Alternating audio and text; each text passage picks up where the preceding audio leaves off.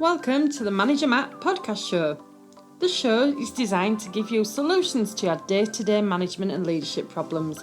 It's hosted by Matthew Haddock, a frontline manager and leader with over 25 years of experience. If you're ready, then let's get on with the show. Welcome to the Manager Matt podcast show. I do hope you are well and getting the results you need from your team, whatever they may be. A little bit of a different place to record, so it may be a bit echoey today, but I do apologise for that. But that's the nature of the beast. Sometimes when you're out and about working, you are going to get a little bit of a challenge when it comes to recording these kind of podcasts. But I did say all the way back, I'm going to do one a week, so here I am to do my recording. So this week, I want to speak around something which I think we all know is going to be a challenge in 2025, and that's this idea of leadership in a new era.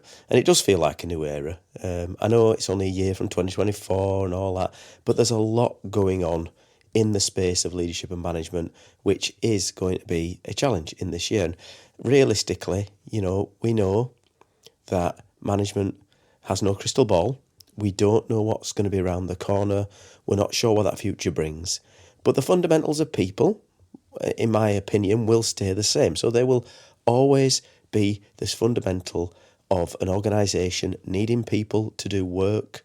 We all want to be part of an organisation which gives us a purpose to what we can do, what we're going to deliver, a feeling of being useful, not useless, but a nice feeling of being useful in a business, a sense of safety, psychological safety is a big thing inside a business, feeling that people are there and want you to be there and want you to be safe and you'll be able to speak and talk and be looked after. Also, from a money side, a monetary security, people want to know that they're going to be able to pay the bills, that the business is going to be there and they can have an input in it. So managers are still going to be needed to keep up with making sure people have a purpose, making sure people are measured against targets, make sure people are safe in work, and making sure that you've exactly doing what you need to do to get a culture which looks after people, allows them to be themselves, allows them to talk and be free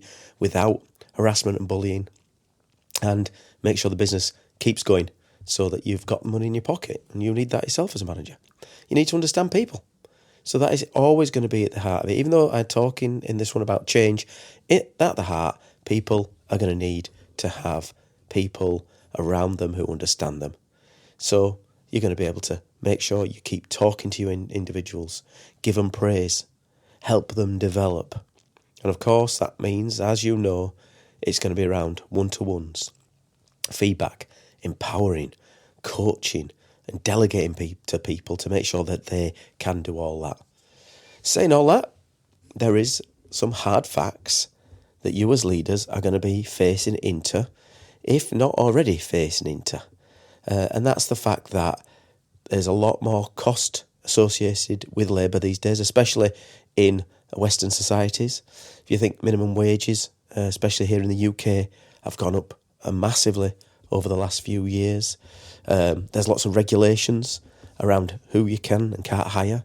There's lots of ways that agencies used to be used which can't be used anymore. And some of them are right. I'm not arguing for a return to the dark ages where people were used.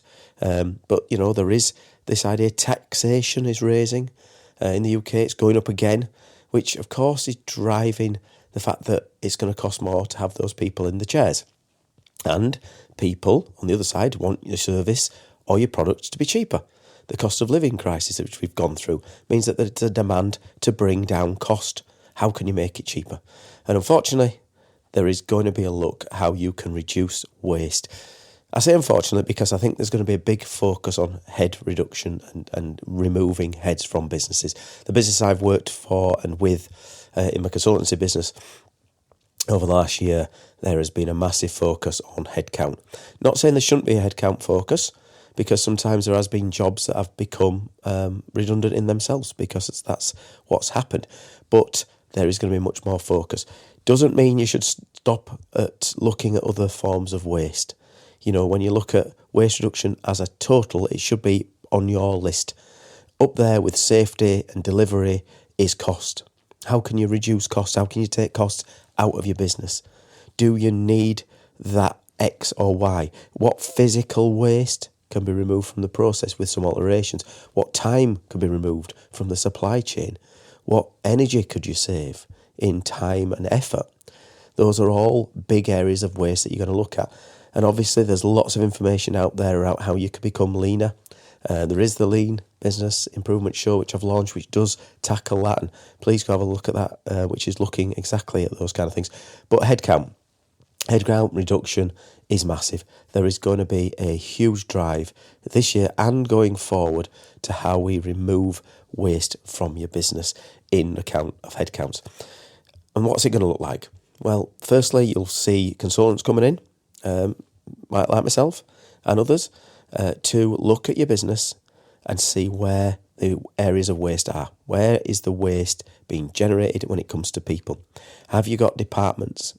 I know when I worked in banking, going back some years, just in the banking crisis, which I didn't cause, by the way, in case anybody asks, but the banking sector moved, and I worked for HBOS at the time. It was taken over by Lloyds, and Lloyds came in with a completely different view of what there was. But prior to that, there was offices with people in.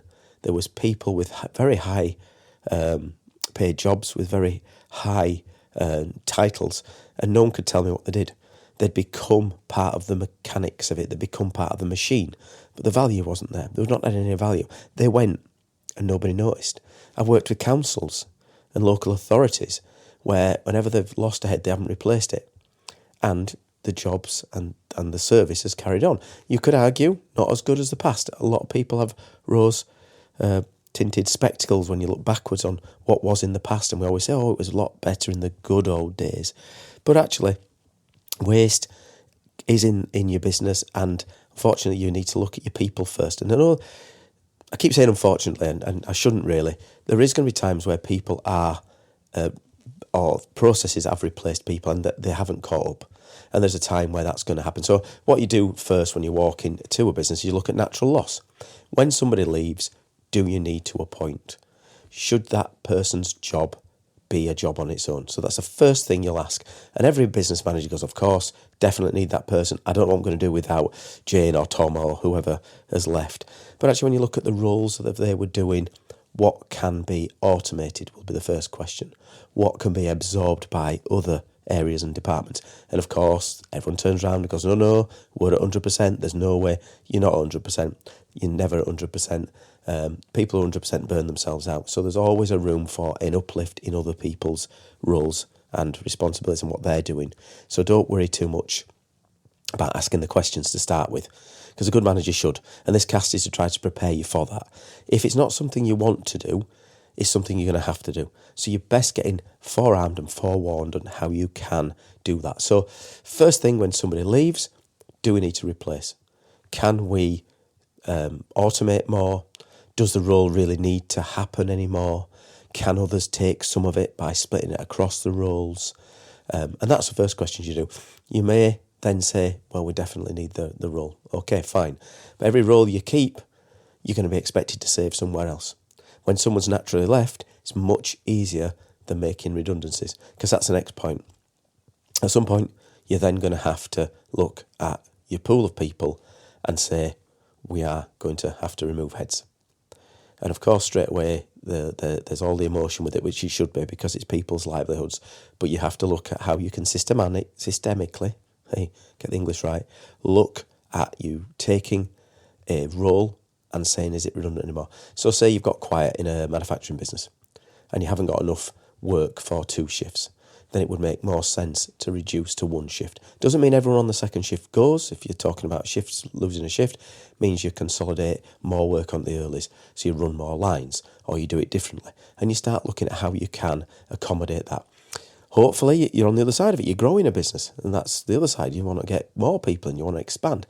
But the first thing you're doing when you're in a squeezed environment is, can we look at removing these heads? Do we need the people? Also, on that is how you do it right. It's always better to do it in a long way, in the right way. Not too long that people worrying too much, but have a systematic approach that says, this is the announcement date, these are when we're going to do consultation, this is the matrix we're going to use to measure the people. And then when you've done all that, there'll be people who naturally fall out. Some want to go, some will get to the point where maybe they're looking at retirement and it's a nice little payoff. Others, they've had enough that want to move on, and others just can't fit to what you want if you're looking at changing. So you will naturally lose people through that. So that's the second one. So your first one is natural loss, people losing, and you don't replace them. Second is redundancies. And then on the back of that, which is a bit more expensive, would be automation. AI would automate a lot of the functions we're talking about going forward, but I'm not an AI expert.